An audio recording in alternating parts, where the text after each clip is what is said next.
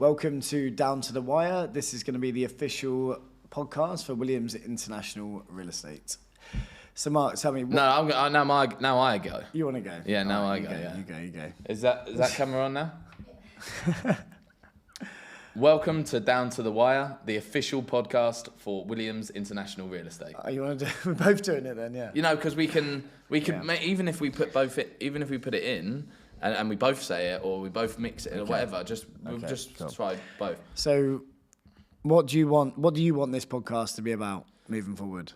I want this podcast to be a no nonsense, no BS insight to what it's like to live in Dubai, to be a real estate agent, to be a business owner, the good, the bad, the ugly, no filters, just exactly how it is. No Gucci sunglasses at Nikki Beach, and Ferraris and Lamborghinis. The actual what it's like to move to Dubai, particularly if you've got no money or not a lot of money.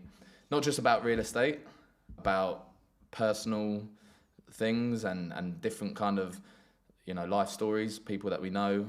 I would say. What about you? I would say basically just anything that we can bring some kind of value to other people. Obviously, our journey has been, I would say, quite unique, and I think that's a good place to start with this podcast.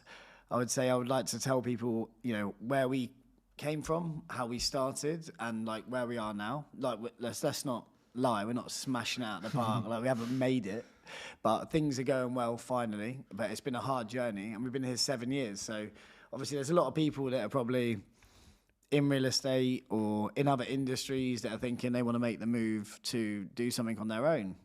Now, I was always fearful to do that, but obviously you were the one, the driving force behind that. But from where we were, what we came from, I think it'd be nice to tell everybody the story of how we met, quite weird, and where we are now. So I think that's what I would like to start with. I think you hit the nail on the head. Add value to other people, no matter what that is. And obviously we know everything about real estate. Well, you do. Do you? You know everything about real estate? You know everything about real estate. We know what it's like to own a company. So we obviously naturally we're going to gravitate towards those things. But I think in short, anything that we can say, anyone that we can bring in that adds value to other people, that will be it. It doesn't have to be real estate, but I think naturally we might gravitate towards that. Okay. So why don't you start by telling people my version of events.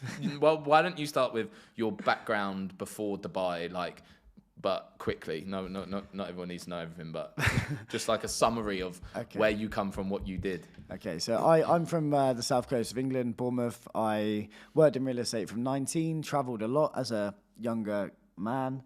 Basically had my own real estate company in England, and then got sent a LinkedIn message by another company out here, asked me to come and be a real estate broker, and that was it. I got on a flight 2 months later and moved to Dubai. You go. I was going to say, you're going to ask me? Well, I was an estate agent for 6 years in Surrey and moved to Dubai at 24. So from Surrey / Southwest London, lived there my whole life up until 24, estate agent for 6 years, and then needed to move to Dubai for obvious reasons. What were the obvious reasons? More money. More money. Simply put. And obviously, the more money, how I got into it, I thought I was going to lose my job at my last real estate company in England because I thought that they were actually going to shut down the offices.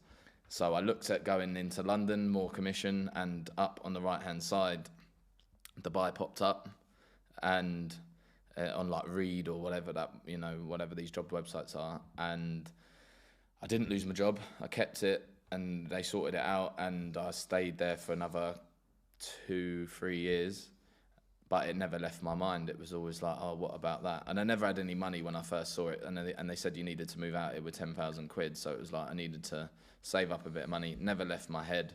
And then, a couple of years later, it was like, I need to make the move. So it was more money, but now I've been in Dubai. What's kept me here for 7 years is the lifestyle and the opportunity and things like that. So I thought I'd be home by now. This is a good point to come back to. Is that like the lifestyle? Yeah, the lifestyle is fantastic. But if we go back to the start, obviously, let's tell people about how our journey began. Yeah. So obviously we started in another real estate company in 2016. And I met you. September the 25th. Okay, he remembers the date. September the 20th. I mean, anyone that stays in a 10-bed hostel would remember the date. Which is what Six-bed hostel. September the 25th. So I met you, obviously, our first day in real estate 7 years ago for a real estate company out here. And we were in our new startup group of 12 other people.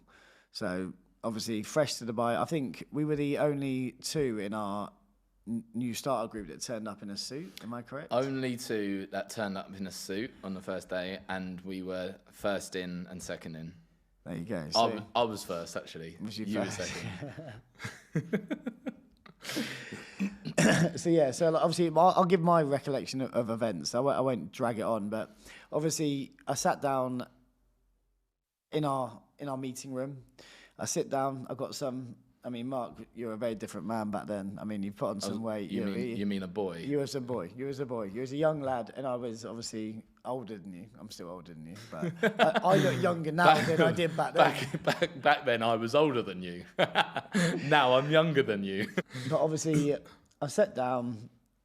We started having a chat. First thing, one of the first things you say to me is, "Do you want to share a room with me?" That's what I remember. Day 2, this was. I think it was day 1. Do you want to share a room with me? And I thought. But why did I ask you? I didn't come up. I didn't walk into the office and say, "Oh, hi, how are you? Do you want to share a room?" It felt like that to me. It felt like that to me. You were scrolling through the bizzle, looking at places. I obviously needed to keep costs down. I didn't, and I needed to get out of that. I think that's something to mention. Like when you've been here, when you first come here, money is tight. Like obviously we were meant to come with £10,000. Both of us came with quite a bit less than that. So I was looking for rooms, and a room to rent now is going to be what, £1,000 to £1,500 a month. Obviously, I'm 28 years old at the time, and I'm thinking like, you know, the last thing I want to do is share a room with a stranger. But realization hits that Dubai is a very expensive place, and the best thing you can do to make yourself a success here is keep your costs down. So obviously, yeah, I went away, I looked at some rooms, realized I probably haven't got the money to live here if I get my own room. So yeah, I came crawling back 2 days later and said, what options have you got? And in turn, we ended up sharing a room for 6 months. 6 months. Shared a room for 6 months.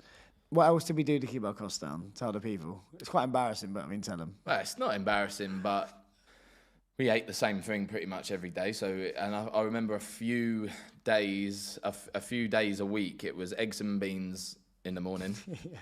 For breakfast. not Heinz beans, I should add. It wasn't Heinz beans. I wasn't allowed to get Heinz beans. We'd go shopping. I'd put the Heinz beans in the trolley. You'd take them out and put the cheaper version in there. Proper married couple. Proper married couple vibes. Chicken and rice from Spinneys. You could get away with it back then. I don't know if it's still the same, but about 9 dirhams for a quarter chicken and a little bit of rice, and when he's scooping it in, you go, whoa, that's enough. That's enough. Don't want to be 12 dirhams, right? Put some of that rice back. Put some of that rice back. Can you take a little bit out? I'm on out? a daily budget. Can you I'm take on a bit daily out? Budget. And then chicken and rice, and then eggs and beans for dinner. That was when we were roomed up together, and I can remember when we moved into Mira, you got a little bit after 6 months. I had the maid's room. I remember thinking, oh, you know, we're getting there when we went shopping and we bought. Do you remember we got steak, asparagus and mash, and it was like the holy grail. It was like, oh. So yeah, that was another way. How else did we keep costs down? No, I mean, to be fair, like obviously we live for the weekend. Like it's stupid to say that you can come here and pretend that like you don't want to go out and you don't want to party, because we did. But the difference is like obviously Monday to Saturday, let's say, like you work hard. We were in the office until 8:30, 9 p.m. most nights. I remember doing contracts at 1 a.m. in the office. Like we did that in the week. We kept our costs down. We had like a daily budget of like something ridiculous, like 20 dirhams or something. And then we would go to brunch sometimes on a Saturday, every other week, or we would go out the weekend, we'd go out at night, but we'd make sure on Monday we're still there, we're still turning up. And that's the thing, like you can get encompassed with it and it can take over you. But I think we obviously clicked because we both had the same mentality. We both really came with nothing, and it was, well, I mean, obviously you're quite a bit younger than me, but for me it was make or break. Like obviously 28, I've come here. I had a business in the UK, a real estate business. It wasn't giving me what I needed it to give me. And in my head, I'm thinking, if this doesn't work, I'll go home as a 30-year-old man back into my parents' house, into the little box room. So I had to do everything I could to make it work. And I think if you have that mentality, then obviously it drives you forward. And that's why we clicked. And obviously we kept costs down. We lived together. So to go back to the story, we lived together in one room, twin beds, very close. We saw everything of each other, which is not very pretty. But I mean, we did. I enjoyed it. You're a sicko. And then we moved to Mira, obviously to a villa because the rent was low. And then from there, eventually after about another 6 months. One point to add, right, on this is that obviously you hit the ground running in real estate, whereas I didn't as such. So you, after 3 months, got promoted into sales at said company and started making money a little bit quicker. It's still tough, you know, first 6 months for anyone, but a little bit quicker. So when we obviously had to move into Mira, you took a bedroom, I had a maid room, and something again that's quite important that someone might see value in is how I kept costs down. Because I remember even telling a staff member, management at the previous company, what I did, and I remember him going, "That is exactly how you do it." And my rent was 2,700 dirhams for the maid room, and me, you, and Nick obviously rented the villa, and then we had a spare bedroom which we rented out. So I think on a good month, I got about 800 dirhams back from the rent from who rented the room. So net rent then was 1,900 dirhams for a comfortable size maid room. Comfortable. It was comfortable, mate. The bed was like a prison bed. The bed was a prison. The bed, again, another tip for anyone. The bed I got from the Bizzle.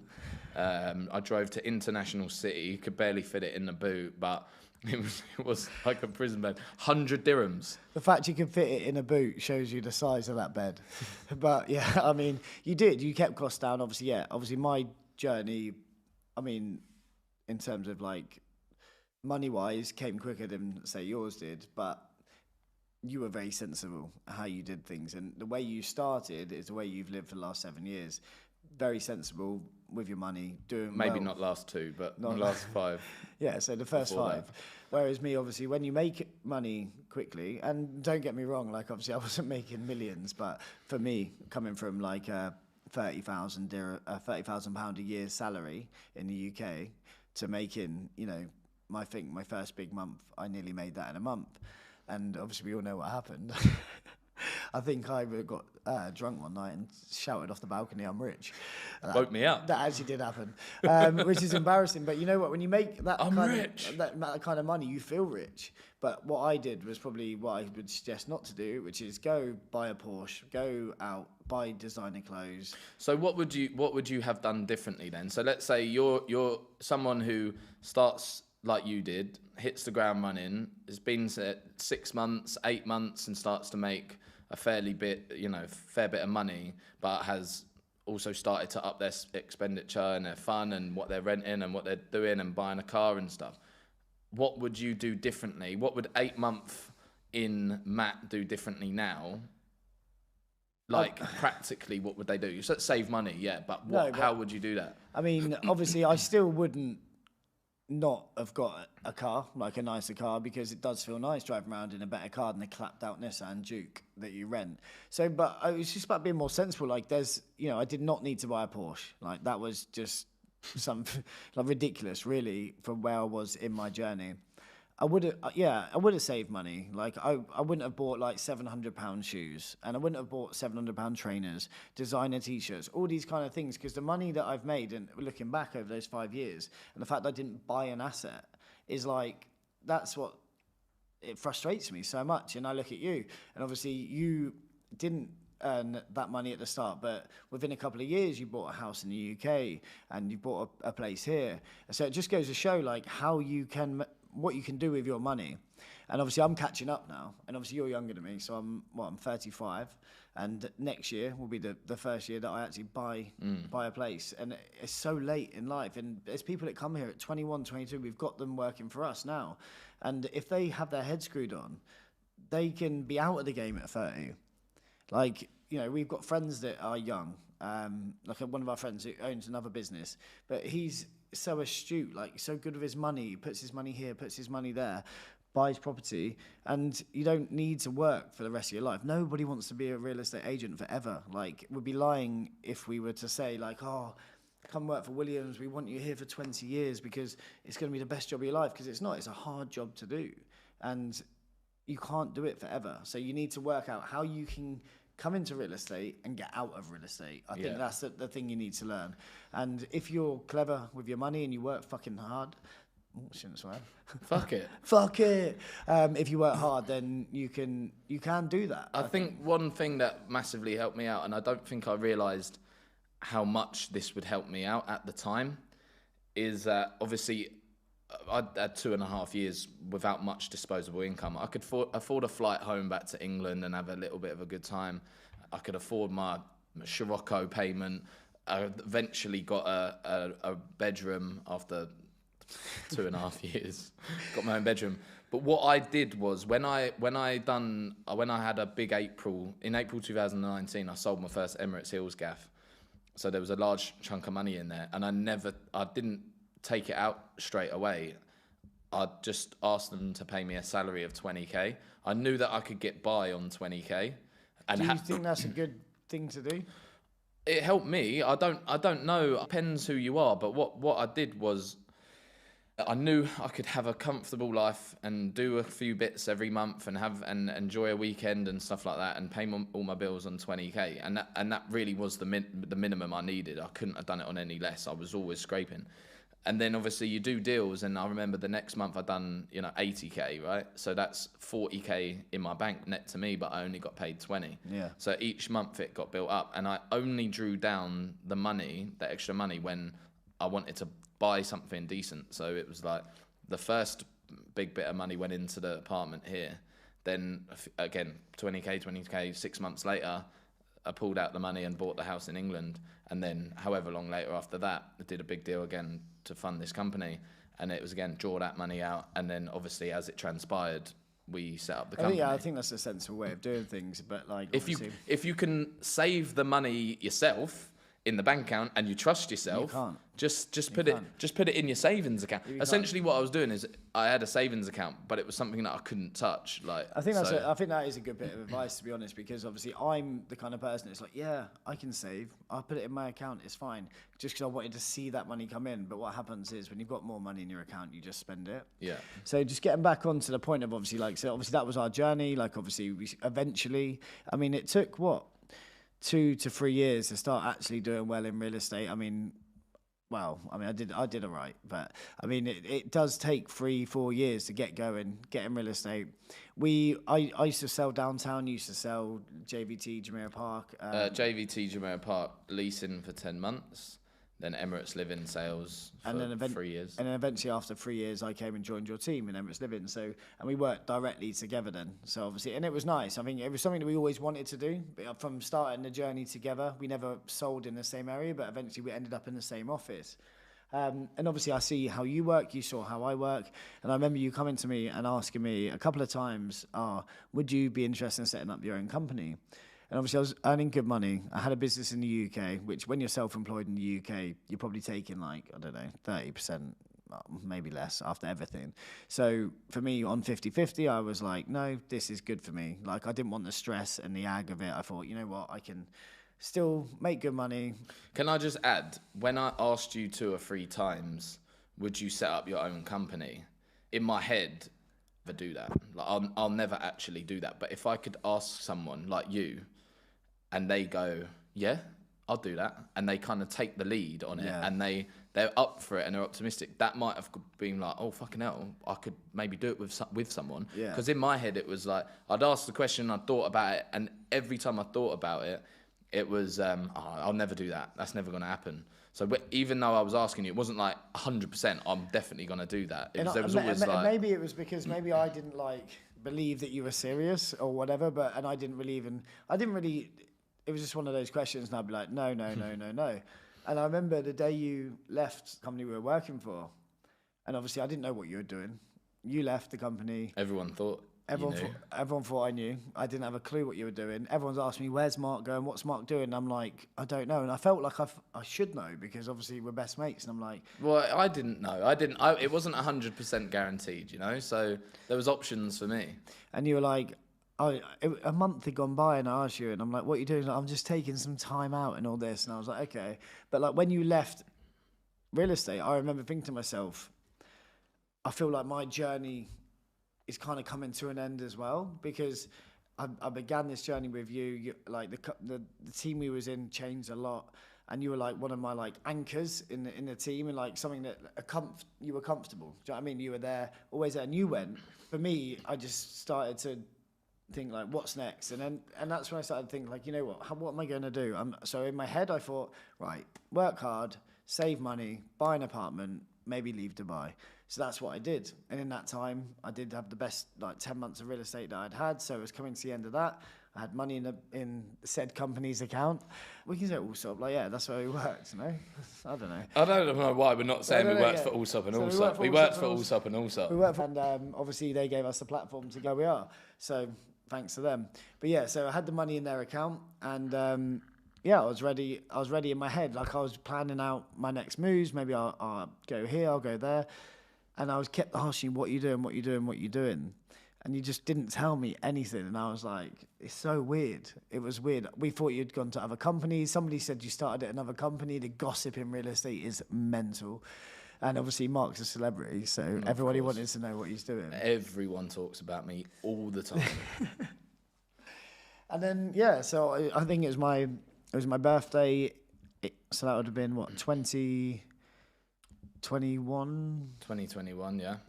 So my birthday 2021, in the morning, I get a call from you saying, do you want to come for breakfast? Very strange. Mark's never invited me for breakfast in... I've never invited you to do anything, I don't think. In all the years I've known him, he's never invited me anywhere. So obviously, I was like, this is very strange. But yeah, sure. And I also said, it's just you as well. It has to be just you. Come. So you was obviously thinking I was very confused. So we actually met at Jones the Grocer on West Beach. No, I was there early, sat down, always on time. Don't worry about me. Pretty sure I was there first. But no, okay. I was there first. And I sat down and then Mark, you came walking in with a little folder. It said Williams International on it.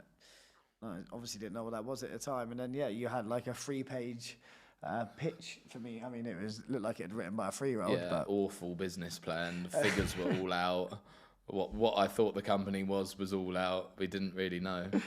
But you came to me and you basically said, I've done the trade license. I've set up a company. I'd started the process of all that. Yeah. I'd like you to be my business partner. And obviously,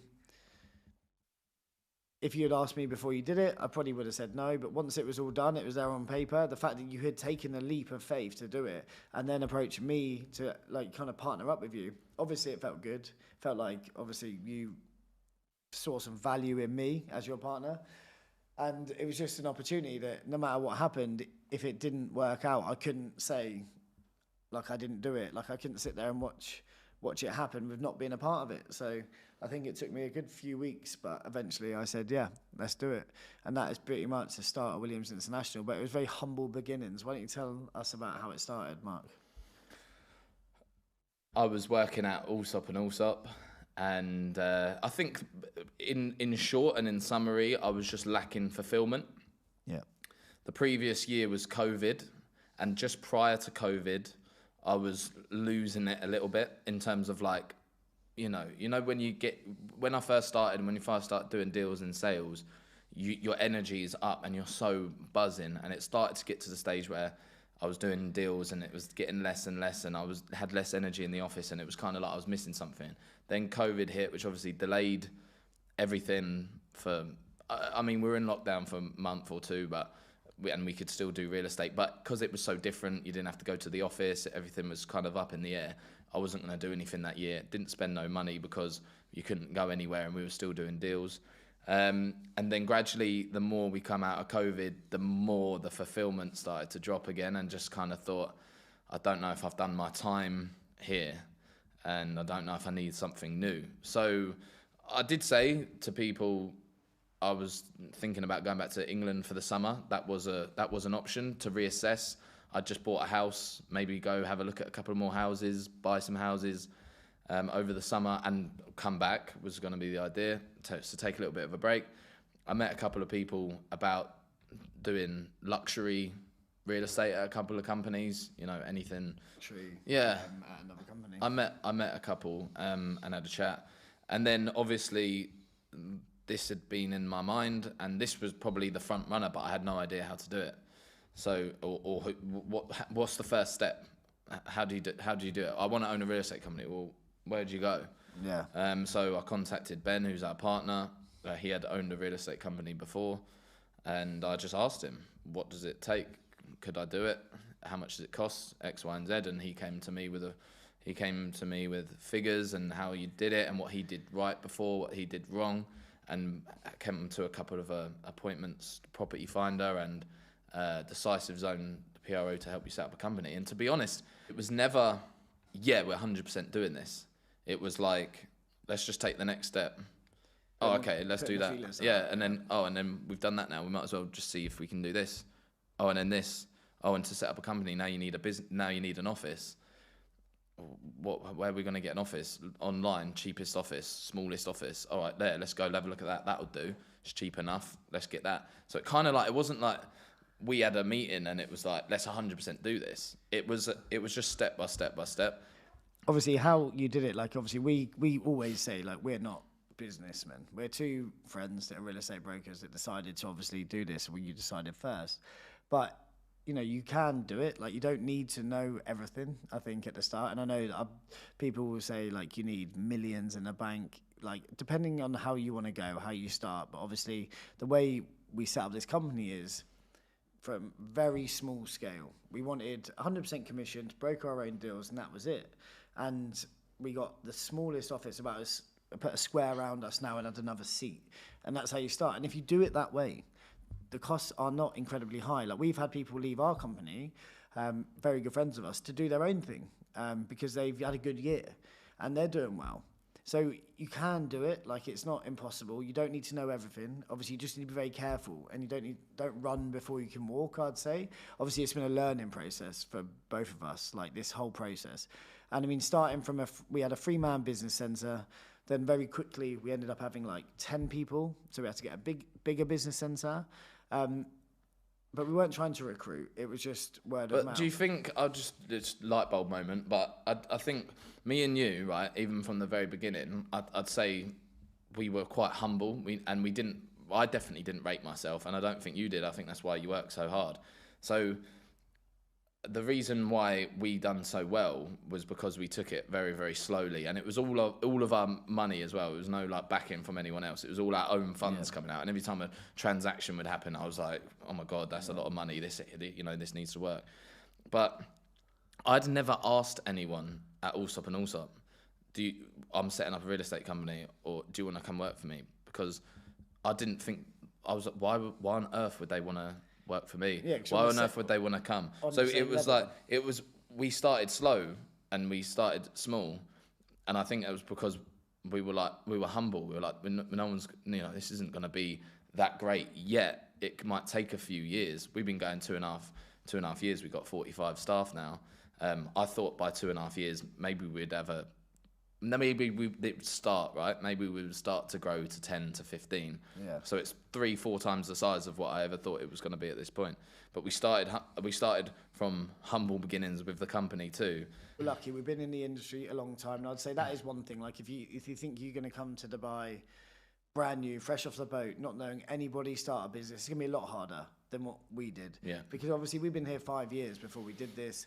Obviously, I asked for advice from friends about whether I should come in and do the business or stay in real estate. So in that, they knew what we were doing. And from that, they were like, you know what, I'll come with you. So we were lucky in that aspect that we had experienced people that wanted to come join us from the start. So it gave us a really good, solid foundation. Of the first 10 people we had are super experienced brokers. Now, we're lucky to have had that. But because we had that, that's what drove us forward. That's why we were nominated for awards for Property Finder within our first year, which we never expected. We didn't win. Should have done, but didn't win. But we'd never have expected that. But that gave us this foundation to and then obviously we realised very quickly that, you know what, let's do this. Let's try and grow the company. Let's actually make it something, because we owe it to the staff that are working for us that can earn more money if we have more people. And then obviously that's why after I think it was a year? No, not even a year, maybe 6-8 months, we took that new office. So May 2021 we started 3-man business center office. I think by the August we had a 10-man business center office that we stuck 12 in, and then March the year after we were in. Well, we'd taken the office by the December or the January because we had to renovate it. So then March 2022, we took out the 3,000 square foot office. Which obviously it doesn't sound massive, but obviously for me and you, where we put all our money into setting the company up, which is expensive to set up at the start, like the costs, property finders, obviously very expensive, the marketing. So the money that we had to do the office renovation was all of the money we made that year, personally as brokers and for the company. So our bank account after that office renovation and everything that we did, and obviously all of our expenses, but when that last payment came out, we had 12,000 dirhams in the company account. That's how close it got. And I think it's worth mentioning as well that when we set up the company, I don't think people realise the monetary sacrifice. Obviously, we set up the company, we put all the money in, we spent quite a lot of money on it. We were still brokering ourselves, but a large portion of the deals that we were doing was going back into the company to fund it. And we didn't actually pay ourselves a salary until maybe almost a year in, really, and it was a modest salary for that year as well. So I think people think you set up a real estate company, you get to 15 people, wow, they must be making loads of money, but it's like you've put in a large chunk, plus you've gone 9-10 months without a salary, plus the deals that you are doing, if you do a deal, a large portion of that's going in.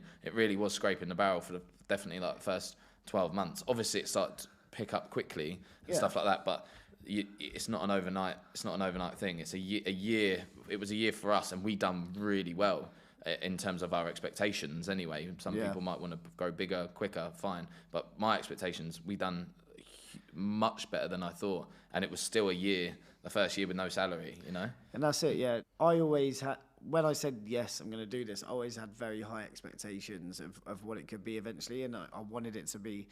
For me, it was, I always knew that eventually we would get somewhere like this, whereas I know you were like very chilled about the whole situation. You know, like what it is, it will be, what will be.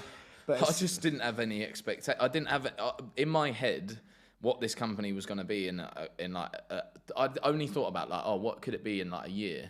And that was like, we'd have 6 or 7 people. I'd still be brokering, keeping 100% of my own deals. And this is why that saying's so important that I said at the Christmas party last year. Like, you go into any big decision that you make thinking, what if it turns out better than you can ever imagine? Because I never did. I never thought about, what about if it's better than that though? Literally 6-7 people after a year was the ceiling. That was the best thing. I'd never thought about that. So now we need to go into, and anyone else needs to go into decisions with that mentality that like, what about if I'm the best business owner in the world? If you've never set up a business, how do you know if you're the best business owner in the world? In the world, how do you don't know yet, do you? Why don't you set up a business? Jeff Bezos, right, when he set up Amazon, right, was he thinking, I'm gonna build the best business? He probably was, yeah. Yeah, all right, fair play. Well, you should have that attitude then. Honestly, and it has gone better than I could ever expected. I mean, I was about to buy an apartment in downtown. I put all that money into the business. Best decision I've ever made, obviously. But yeah, the first year was a struggle. But I'd say, you know, as soon as you get, and I mean, it's always tough. Owning a business, I don't think it ever gets easy. And, you know, the companies out there, like our old company with 400, 500, 600 staff, like, I just can't imagine the stress and what they have to go through to keep that running. I'm sure every company does, but I do feel like we really, really fucking care. And we want everyone to be successful. We want everyone to do well. And when they're not, and when they've got problems, like, we don't just pie it off. Like, you know, we come to us, talk to us. But, you know, that's a lot to take on all the time while still trying to remain professional and run a business whilst being friends with everyone in the company. Like, it's a minefield to do, and it's not all like glory. It's privileged problems, right? Yeah. Like, we're very privileged to be where we are. We're very lucky, you know, and it's great where it's gone. But obviously it comes with X, Y, and Z, you know, problems. But I'm glad that I'm in a position where people can come to me and go, oh, I need this, or this happened to me today, or I've got this problem. What can we do? And I think that's why probably, we didn't even have like a recruiter for the first like 18 months, I think. And we got to about 20, 25 staff without that. And it was mainly from obviously people enjoying working where they work. And we don't do anything mad. We don't reinvent the wheel. Like it's just a nice place to come in. Like it's more like, I don't know how to say it. Like I don't like the word family because we're not a family. Like it's a business. He hates that word. Team. It's a team. Like we are a team, and everyone kind of like bats for each other. So from that, obviously, that's when we decided at that point when we had 25 after like 18 months, we decided to get a recruiter, and then obviously now we're at a stage where we're at 45, and there's more people coming, and we're growing, and now we're looking to the future. We're looking to maybe next year hopefully finish. What's the goals for the company then over the next 2, 3, 5 years? I would say for me personally, like I never want to go more than 80 to 100 staff within Dubai. I want to feel there's more teams, there's more areas that we don't cover. I want to grow into those areas because it's going to give the members of staff more opportunities to make money. So leasing, off-plan, commercial. Yeah, holiday homes, property management. We've obviously got a property management team and commercial team, an off-plan guy. So we want to grow those teams. Holiday homes would be a good one. Grow those teams, and then obviously, as we discussed, look at maybe taking Williams International to another country. Not England. Done with England. Did that. Not yet, anyway. We'll see. I don't think we're ever. Well, he can go on his own because I'm not going. It's looking at that, and obviously the feelers are out there for looking at another country that we can go to, and it's just crazy to think that we were two guys that shared a room with literally no fucking money, eating a chicken leg and rice from Spinneys. And it's nice, to be fair. It was nice. They were nice, but after 6 to 8 months, they get a bit tedious. So obviously, managing somehow to have created a business that's been successful. So I just think it's I've seen a few videos where people, other real estate owners, have said that I don't know, it's like scare tactics not to set up your own business, and I do understand it is a journey and it is tough, and if you haven't got connections here, it's going to be hard. But if you've been in the industry a little while and you've got a bit of money and you've got that drive and that passion to do something on your own, just fucking do it. Like the pie is big. There's enough for everybody.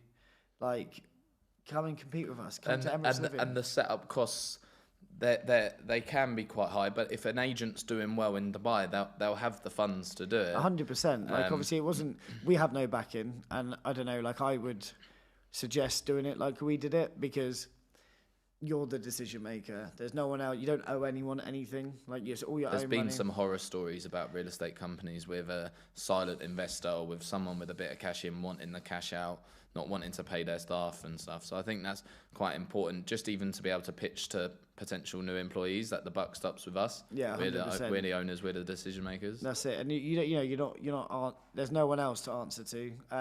So I'd say if you haven't got the funds to do it yourself, probably don't do it. I'd say it's probably a better option. I think in the long run for yourself personally, you're going to do better if you have the money yourself, and also you care a lot more. You put every fucking penny you have into the business, so that's your money, that's your life, that's your retirement, that's your everything. So I'd say if you have the money, if you don't have the money, then wait, get the money, get the experience. But if you've been in Dubai a long time and you're thinking about doing it, don't be scared. As Mark said, how do you know that it won't be better than what you thought it could be? That wasn't exactly how I said. What did you say? What did you say? He chats a lot. Oh God, I've forgotten it now. What if it turns out better than you ever expected? So that's what. Yeah. He loves that line. Yeah, I do. I say that to myself about it 3 times a day at least. So obviously, So pretty much. This is our introduction. It's our first ever podcast. Obviously, we're not very good at it yet, but I'm sure we will get better. But no, obviously this is debut. This is debut. This is the introduction. So who we are, what we've done, where we've come from, and then I think this podcast, like I said, we will be telling you about the stuff that goes wrong. The client that gives you a bad review. What happened? I just want to be real. I want people to know everything about it. I don't just want them to see the Ferrari. I want them to know about everything else, and to other industries maybe we could bring in, and different things that can add value to people, you know. No, So 100%. Like, I mean, obviously, we'll talk about it another I time. don't own a Ferrari, by the way. Not yet. I'm not saying I own a Ferrari. I mean, like, yeah, we've got a lot of stories that we can tell. You know, obviously, we both, like, at the start of this year, obviously, we made a lot of mistakes last year in terms of, like, how we were, what we did with our time, money, all these kinds of things. And we can talk, we can tell about that because, you know, we was in a situation where it wasn't great 12 months ago because we are learning as businessmen. That's okay. Do you know what I mean? I think as well, if anyone listens, you know, the 9 people that are going to listen to this podcast, if anyone listened to it and wanted to reach out to us, obviously we'll put our details on our Instagram, on my LinkedIn and stuff. And if they've got questions about how did you find this though when you started out, or what did you do with the business, or what contacts are good to start a business, we'll help. Like we'll let them do it. Like anything that I can do to help someone else be a better real estate agent. Not that I was great. Or set up a company, anything I can do, I'll do it. So reach out to us, 100%, and we'll have a chat, and hopefully we can add value, some more value. Hopefully this has been of some sort of value. I enjoyed it. I enjoyed it. I had a good time. But yeah, expect to see more from us. Thank you. Cheers. Cheers. Done. That's a wrap.